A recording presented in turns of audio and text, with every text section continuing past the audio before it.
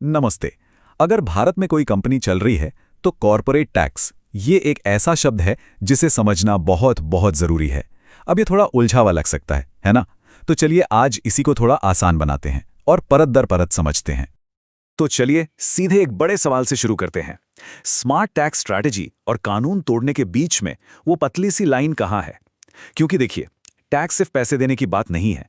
ये तो एक पूरा स्ट्रैटेजिक गेम है जिसके अपने नियम कायदे, अपनी कानूनी सीमाएं हैं। और जो कंपनी इन सीमाओं को समझ गई, समझिए उसके लिए तो ये गेम चेंजर साबित हो सकता है।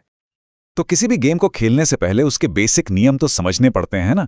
तो सबसे पहले एकदम बेसिक से शुरू करते हैं। ये कॉर्पोरेट टैक्स आखिर है क्या और ये लगता किस पर है? अगर बिल्कुल सीधे साधे शब्दों में कहें तो कॉर्पोरेट टैक्स वो टैक्स है जो सरकार किसी भी कंपनी के कमाए हुए मुनाफे या प्रॉफिट पर लगाती है। सिंपल। और हां, ये देश की कमाई का एक बहुत बड़ा जरिया भी है।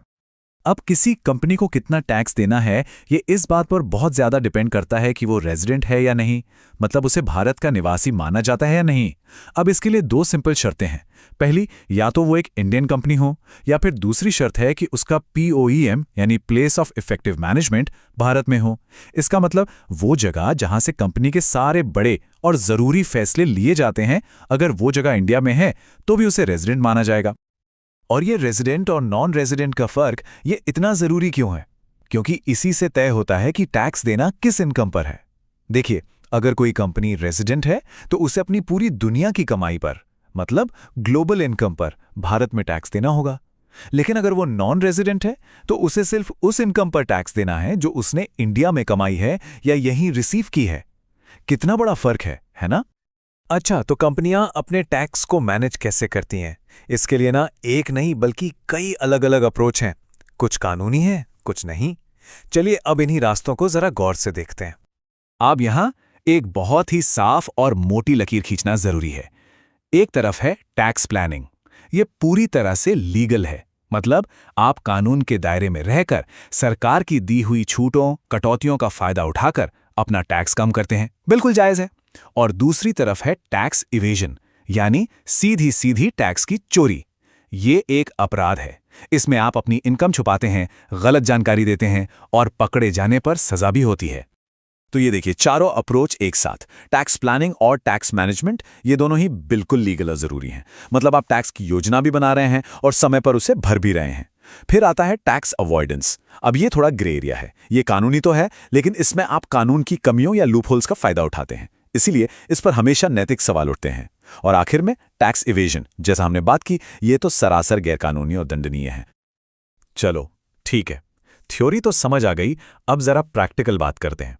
आखिर कोई कंपनी अपना टैक्स कैलकुलेट करती कैसे है? मतलब वो फाइनल अमाउंट निकलता कैसे है जिस पर टैक्स देना है? कैलकुलेशन में जाने से पहले दो बहुत जरूरी टर्म्स हैं, फाइनेंशियल ईयर यानी FY और असेसमेंट ईयर यानी AY।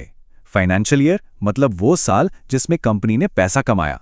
ये 1 अप्रैल से 31 मार्च तक चलता है। और असेसमेंट ईयर, जैसा कि नाम से ही जाहिर है, वो अगला साल होता है जिसमें पिछले साल की कमाई का असेसमेंट होता है और टैक्स चुकाया जाता है। तो टैक्स कैलकुलेशन की पूरी प्रोसेस मोटे तौर पर इन 7 स्टेप्स में होती है। सबसे पहले कंपनी अपने प्रॉफिट एंड लॉस अकाउंट से नेट प्रॉफिट निकालती है। फिर कुछ ऐसे खर्चे होते हैं जिन्हें टैक्स के लिए अलाउ नहीं किया जाता, उन्हें वापस जोड़ा जाता है। और जो खर्चे अलाउ हैं उन्हें घटाया जाता है। ये सब करने के बाद जो फिगर आता है वो होती है टैक्सेबल इनकम। बस इसी पर कॉर्पोरेट टैक्स का रेट लगता है, फिर ऊपर से सरचार्ज और सेस जुड़ता है और आखिर में एक फाइनल चेक होता है मैट के साथ। तो ये MAT क्या बला है? इसे आप एक तरह का सेफ्टी नेट समझ सकते हैं। सरकार ये पक्का करना चाहती है कि जो कंपनियां अच्छा खासा मुनाफा कमा रही हैं वो बहुत सारी छूटों और कटौतियों का फायदा उठाकर जीरो टैक्स न भर दें। इसलिए MAT ये कहता है कि आपको अपने बुक प्रॉफिट का कम से कम 15% तो टैक्स के तौर पर देना ही पड़ेगा, चाहे कुछ भी हो जाए। अच्छा, ये तो हुई मुनाफे की बात, पर बिजनेस में हमेशा प्रॉफिट तो नहीं होता, कभी कभी नुकसान भी होता है।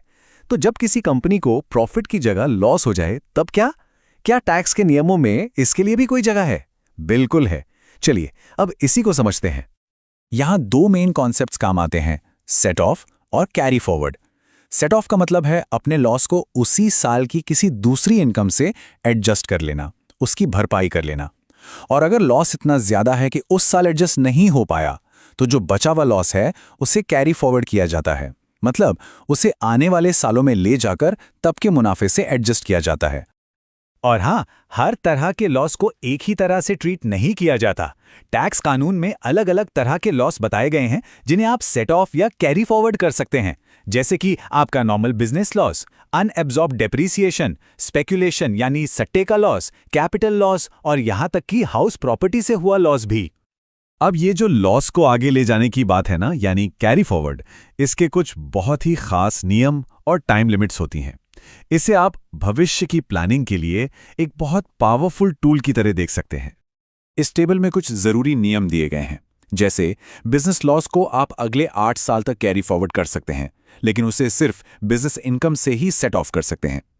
वहीं अनअब्जॉर्ब्ड डेप्रिसिएशन का मामला बहुत दिलचस्प है। उसे आप अनिश्चित काल तक, मतलब इंडेफिनेटली कैरी फॉरवर्ड कर सकते हैं, जो कि एक बहुत बड़ा फायदा है। हर लॉस के अपने अलग नियम हैं। लेकिन यहां एक लेकिन है। इन सारे फायदों को उठाने के लिए कंप्लायंस यानी नियमों का पालन करना सबसे जरूरी है। 2 शर्तें तो बिल्कुल क्रिटिकल है। पहला, टैक्स रिटर्न टाइम पर फाइल होना चाहिए, और दूसरा, आपके पास सारे जरूरी डॉक्यूमेंट्स और रिकॉर्ड्स मेंटेन्ड होने चाहिए। अगर इनमें से कुछ भी मिस हुआ तो आप अपने लॉस को कैरी फॉरवर्ड करने का हक खो सकते हैं। तो अगर हम पूरी बात को समेटें तो कॉर्पोरेट टैक्स एक पूरा साइकिल है। आप अपने मुनाफे की गणना करते हैं, उस पर नियम लगाते हैं, और अगर कभी मुश्किल वक्त आए और लॉस हो जाए तो उससे भी स्ट्रैटेजिकली मैनेज करते हैं, ताकि भविष्य के लिए आपकी कंपनी मजबूत बनी रहे। और आखिर में एक सवाल भविष्य के लिए। हम देख रहे हैं कि बिजनेस करने के तरीके कितनी तेजी से बदल रहे हैं।